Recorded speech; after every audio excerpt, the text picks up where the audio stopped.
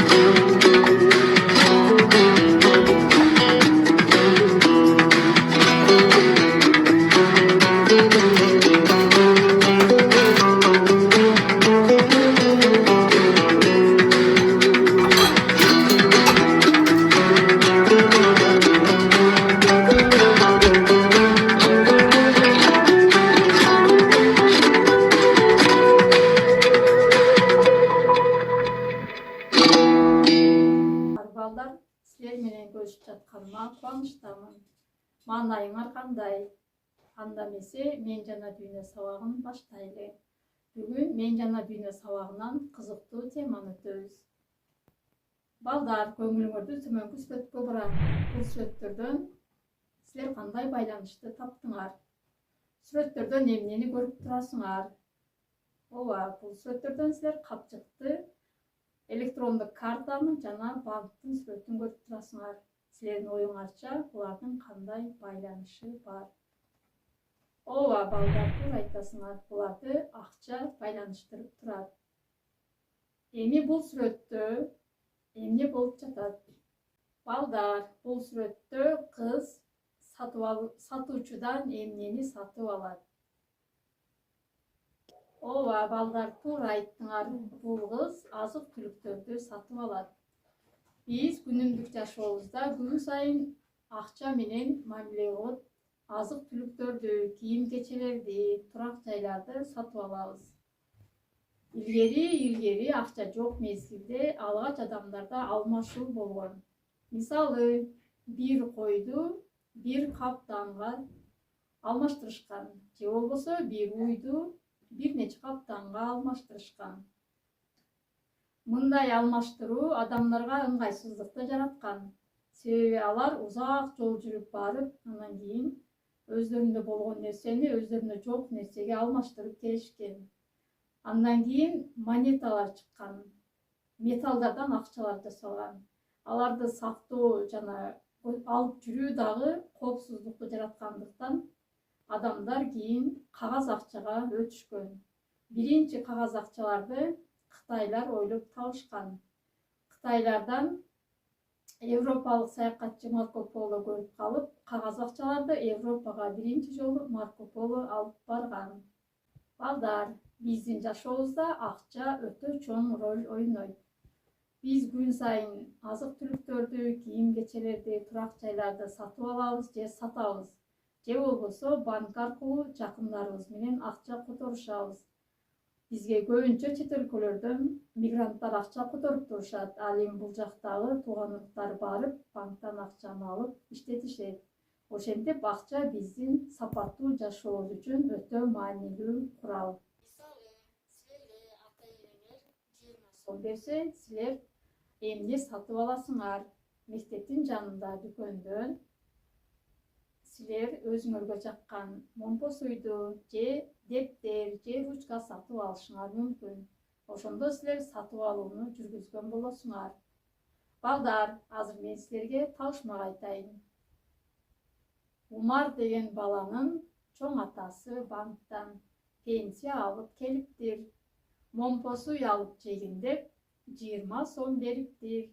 Момпо суй турса 15 сом, дүкөнчү аял Умарга канча сом кайрып бериптир.